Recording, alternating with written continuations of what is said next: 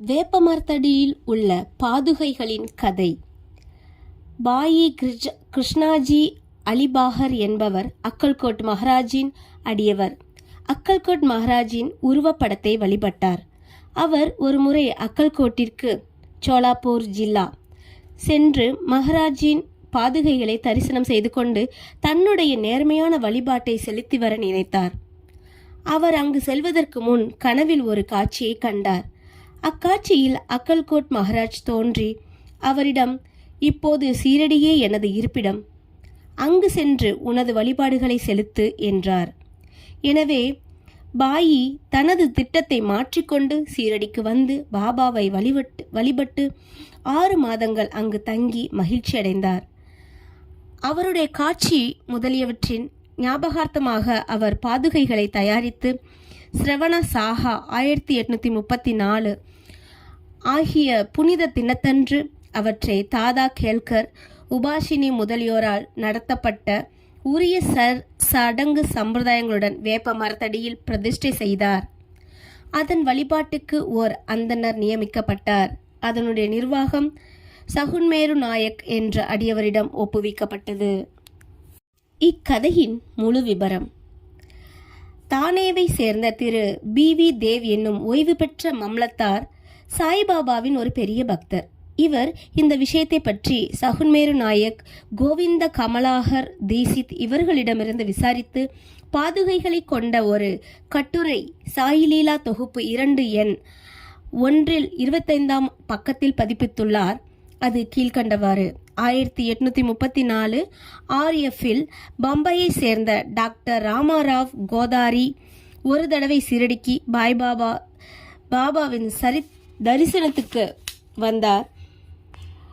அவரது கம்பவுண்டரும் அவரது நண்பர் பாயி கிருஷ்ணாஜி அலிபாக்கரும் அவரிடம் வந்தார்கள். கம்பவுண்டரும் பாயியும் சகுன்மேரு நாயக்குடனும் கோவிந்த் கமலாகர் தீசித்துடனும் நெருங்கிய நண்பர்களானார்கள். சில விஷயங்களை பற்றி இவர்கள் பேசிக்கொண்டிருக்கையில் சீரடிக்கு சாய்பாபா முதல் விஜயம் செய்தது, புனித வேப்பமரத்தடியில் அமர்ந்திருந்தது, இவ்வுண்மையின் ஞாபகார்த்தம் ஒன்று இருக்க வேண்டும் என்று நினைத்தார். பாபாவின் பாதுகைகளை பிரதிஷ்டை செய்வதற்கு எண்ணி அவற்றை சாதாரண கல்லில் செய்வதற்கு இருந்தனர்.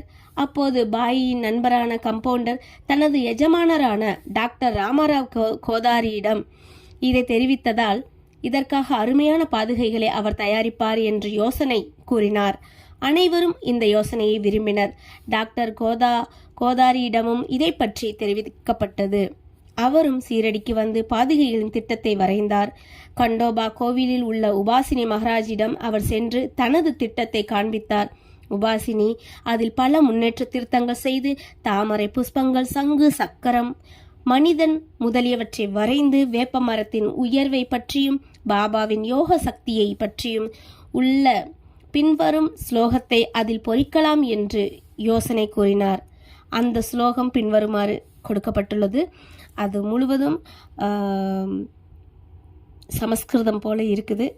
நாம் வாசித்தா கூட அதோட அர்த்தங்கள் எனக்கு தெளிவர உங்களுக்கு சொல்ல முடியாது.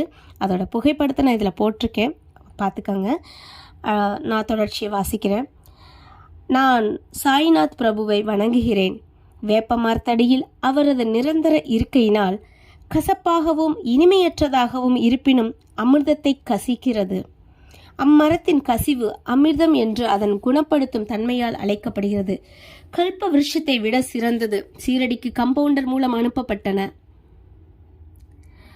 பாபா அவற்றை சிரவண பூர்ணிமா அன்று பிரதிஷ்டை செய்ய வேண்டும் என்று சொன்னார். அத்தினத்தன்று காலை 11 மணிக்கு பாதுகைகளை கண்டோபா கோவிலிலிருந்து துவாரகமாகி மசூதிக்கு ஜி.கே. தீசித் ஊர்வலமாக தனது தலையில் எடுத்து வந்தார். பாபா அப்பாதுகைகளை தொட்டு, இவைகள் பிரபுவின் பாதங்கள் என்றும் அவற்றை வேப்ப மரத்தடியில் பிரதிஷ்டை செய்யும்படியும் கூறினார். ஒரு நாளைக்கு முன் பஸ்தா சேட் என்ற பாம்பையை சேர்ந்த பார்சி பக்தர் ரூபாய் 25 மணி ஆர்டர் செய்திருந்தார். பாபா இத்தொகையை பிரதிஷ்டை செய்ய கொடுத்துவிட்டார். பிரதிஷ்டையின் மொத்த செலவு 100 ரூபாய் ஆகியது. அதில் 75 ரூபாய் நன்கொடைகளினால் சேர்க்கப்பட்டது. முதல் 5 ஆண்டுகள் ஜி.கே. தீசித் அவர்களால் பாதுகைகள் வழிபாடு செய்யப்பட்டது. பின்னர் இவ்வழிபாடு ஜக்கடியை சேர்ந்த லட்சுமணன் காக்கேஸ்வரால் செய்யப்பட்டது. முதல் 5 ஆண்டுகளில் டாக்டர் கோதாரி விளக்கேற்றுவதற்காக மாதம் 2 ரூபாய் அனுப்பி வைத்தார். பாதுகைகளை சுற்றி போட வேலையும் அனுப்பினார். ஸ்டேஷனில் இருந்து அவ்வேலி சீரடிக்கு கொடுக்க வரும் செலவும் ஷகுன்மேரு நாயக்கினால் கொடுக்கப்பட்டது. தற்போது ஜாகடி நானா பூஜாரி வழிபாட்டை செய்கிறார். ஷகுனமேரு நாயக்க நைவேத்தியம், மாலை விளக்கு ஏற்றுதல் முதலியவற்றை செய்கிறார். பாயி கிருஷ்ணாஜி என்பவர் முதலில் அக்கல்கோட் மகாராஜின் அடியவராவார். சக 1834 பாதுகைகள் பிரதிஷ்டை செய்யப்படும் சமயத்தில் அக்கல்கோட் போகும் வழியில் சீரடிக்கு வந்தார்.